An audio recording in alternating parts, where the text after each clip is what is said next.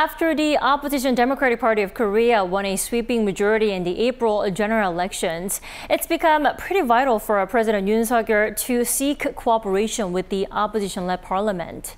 Now, how feasible is this, and how can Yoon strengthen his communication with the public with a highly anticipated press conference? We're joined by our top office correspondent, Oh Soo-young. Welcome back, Sooyoung. Hi, Tammy. It's always great to be here.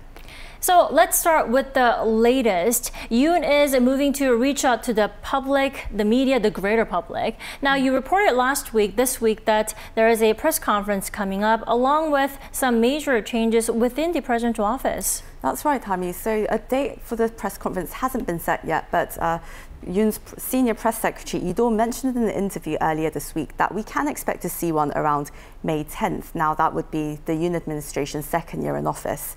The date could be as early as Wednesday or Thursday next week, marking Yoon's first press conference since August 2022.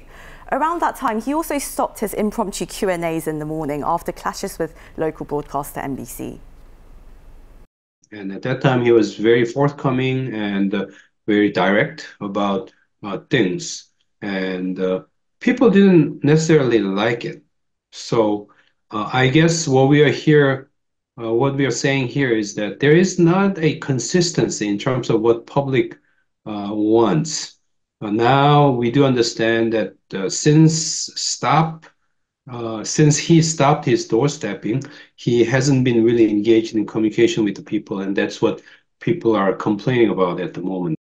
Experts say that with his mannerisms as a former prosecutor, it seems the public had more of a problem with the style of communication than the substance of his policies. Public prosecutor has to go all the way to the end to win the case. And the public might have felt that President currently has had such attitude in some of the key issues. He has his conviction about certain issues, and he doesn't want to give up, give in, or compromise, taking into consideration public mood.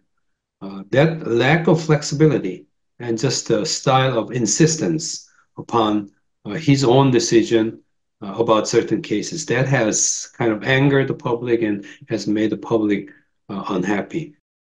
At the same time, the president's approval rating has dropped for 3 consecutive weeks, so some good press is really needed, right? Exactly, 30.2% according to Real Meter earlier this week on Monday. And while the top office has been sensing that it needs to become more receptive to public opinion, and sources within the office say that Yoon is soon to appoint a senior secretary of civil affairs in early May. This was a position that Yoon actually scrapped as he took office, citing previous cases of abuse of power and excessive investigations on citizens. But after having admitted that he had failed to reflect the people's wishes, Yoon will likely revive the position to focus on discerning public sentiment without the intrusive functions in order to better communicate his policies. I think that's really the key, I think, for him, is not necessarily to reverse course on all his policies, because I think a lot of people do, I think, regard many of his policies as being very good for the country. It's just that I think partly is the way he presents it and the way his team has presented it, I think, up to this point in his administration. So. Still, it's likely going to be tough for President Yoon to implement his major policy reforms with the opposition-led government. And earlier this week, President Yoon sat down with the main opposition leader, Lee Jae-myung, for their first ever talks. Let's talk about that. Right, so the two leaders, President Yoon and opposition leader Lee Jae-myung, they sat down for some tea at the presidential office for more than 2 hours. That was really a humble first step by the president to communicate with the opposition. He had initially proposed the meeting and he vowed to listen to all that Lee had to say. Now for Lee Jae-myung, it was a chance to convey a list of political demands. He called on Yoon to accept the DP's proposal to distribute a one-time payment of 250,000 won, or roughly $182 to all Koreans, which critics fear would amount to a massive blow for the country's fiscal health and sustainability. He also demanded Yoon accept controversial bills that he previously vetoed and asked him to apologize for doing so. The bills feature special counsel probes into the death of a Marine last year and into the Itaewon disaster where 159 people lost their lives as a result of a crowd crush.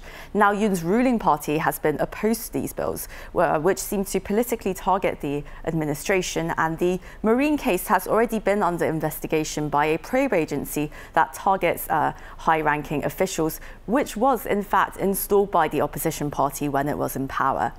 Yi further said that concerns surrounding family members should be cleared up, and this was rather alluding to the DP's push to reinvestigate the First Lady's alleged involvement in stock manipulation.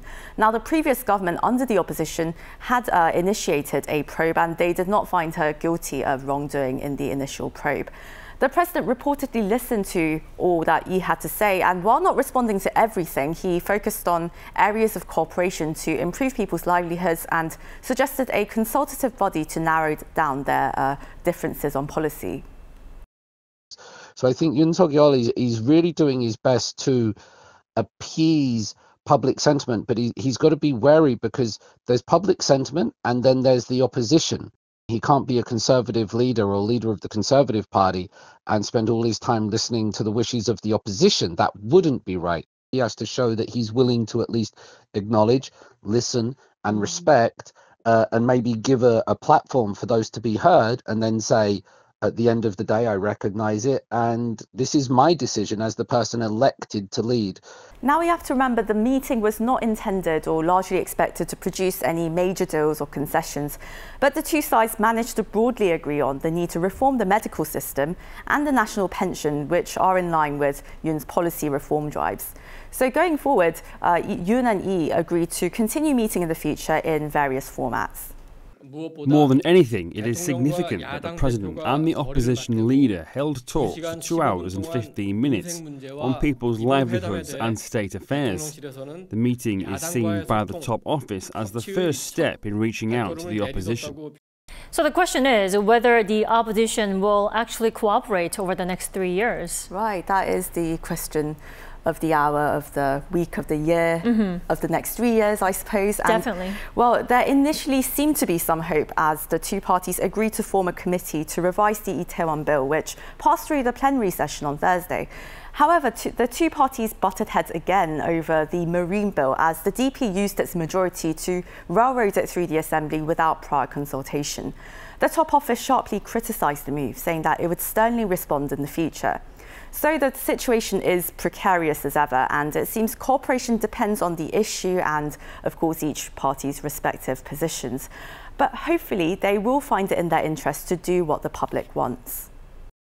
After the election, there is a strong demand on the side of people to see, cooperation between the two parties. So I guess President Yoon and then opposition party leader Lee Jae-myung, they both actually face this demand from the people. So if one side goes kind of a hard line in a consistent manner for extended period of time, I don't think it will be reflected positively in the polls survey.